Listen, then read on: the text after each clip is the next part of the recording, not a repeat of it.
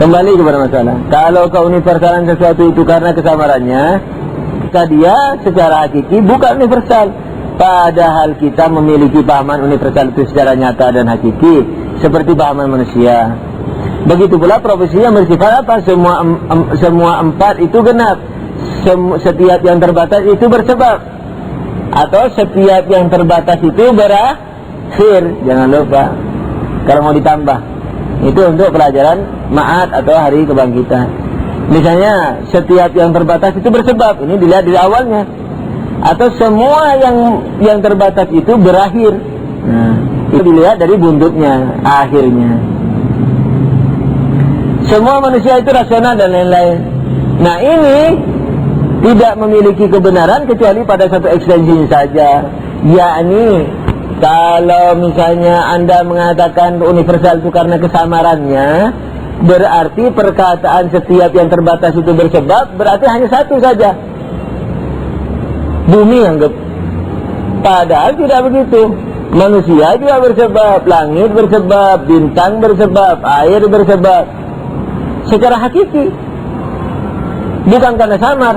Ya, setiap yang terbatas bersebab. Oh, seperti apa ya samar-samar? Oh, kalau begitu bumi masuk deh, gunung masuk deh, air masuk deh, bintang, langit masuk deh. Bukan begitu. Bukan karena samar. Jelas sekali bumi terbatas. Kalau begitu bersebab. Oke. Terus berarti satu dong. Tidak boleh universal karena dia tidak memiliki yang lain. Dibilang hendak memiliki yang lain. Nah, kalau begitu kita memiliki universal. Dengan uraian di atas dapat diketahui bahwa universal partikuler adalah suatu keberadaan menyertai esensi di dalam akal. Universal partikuler, yakni universal dan partikuler adalah suatu keberadaan menyertai esensi dalam akal, yakni hakikatan secara hakiki kita punya itu. Ada pertanyaan? Ini kayaknya mundur lagi maghribnya. Maju lah. Ada pertanyaan bahwa tadi dikatakan Quran itu bertingkat-tingkat. Yang jadi masalah sekarang tidak jelas mana batasannya, kelas 1, kelas 2-nya, kelas 3-nya. Yang menjadi masalah juga, sebelum saya jawab, yang jadi masalah adalah orang-orang yang hebat yang bisa melihat kelas 1, 2, 3 itu. Oleh karena seperti saya bilang tadi, untuk mengetahui ayat itu saja tadi itu, satu ayat itu, bahwa ayat itu berkelas-kelas, itu kurang lebih setelah saya belajar irfan. Padahal sebelumnya saya pasti baca itu. Tapi karena begitu mencoloknya perbedaan ilmu kalam dan irfan, untuk menenteramkan hati misalnya seorang hamba, seorang murid, maka itu Jawdi misalnya Hafizahullah menyebutkan ayat tadi, bahwa Quran itu bertingkat-tingkat. Jadi yang tahu tingkatannya yang di atas, kalau yang di bawah nggak tahu, seperti kita ini. Sesuai dengan pelajarannya nanti, makanya ketika kita belajar filsafat, satu ayat itu juga masih berbatin-batin. Dikatakan dalam hadis, setiap ayat memiliki 7 batin. Dan masing-masing 7 batin itu memiliki 7 batin lagi. Nah, semakin kita belajar seperti filsafat, kalam dan sebagainya, kalau kita baca ayat tidak sama dengan orang yang tidak belajar. Begitu juga kalau kita yang tidak belajar, ketika kita baca ayat Bismillahirrahmanirrahim, apa sih yang kita tahu? Coba. Bismillahirrahmanirrahim, dengan nama Allah yang pengasih lagi penyayang. Apa pengasih?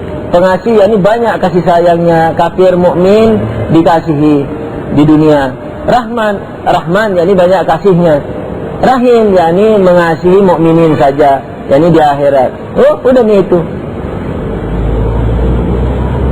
Ismi itu apa? Allah itu apa? Apa sebenarnya hakikat Rahman itu? Hakikat Rahim apa? Itu apa? Terus apa yang dimaksud Imam Ali alaihissalam ketika mengatakan seluruh Quran itu maknanya ada di Al-Fatihah, dan seluruh Al-Fatihah itu maknanya ada di Bismillahirrahmanirrahim, kandungannya yakni. Dan seluruh Bismillahirrahmanirrahim itu ada di ba, dan aku adalah titik di bawah ba. Nah, apa itu maknanya? Padahal dulu tidak ada titik. Nah, misalnya kali, apa yang kita bisa maknai dari itu kalau tidak belajar? Dan argumentatif loh, kita bukan belajar dogmatis ini maksudku. Kisah-kisah para guru, bukan argumentasi, filosofi. Gitu. Alhamdulillahirabbil alamin. Allahumma shalli ala Muhammadin wa ali tahirin. Ya Allah, Tuhan kami, ampunkanlah dosa-dosa kami yang banyak dengan ampunan-Mu yang lebih besar. Terimalah amal bakti kami yang sedikit dengan pahala-Mu yang tidak terhingga.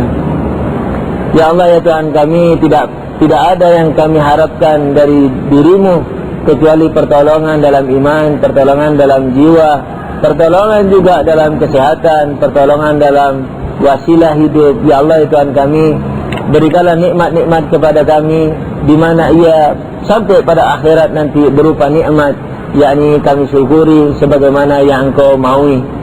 Bukan nikmat kemudian di kemudian hari nanti menjadi bala bencana dan menjadi bumerang buat kami. Amin ya rabbal alamin. Wabillahi taufiq wal hidayah. Wassalamualaikum warahmatullahi wabarakatuh.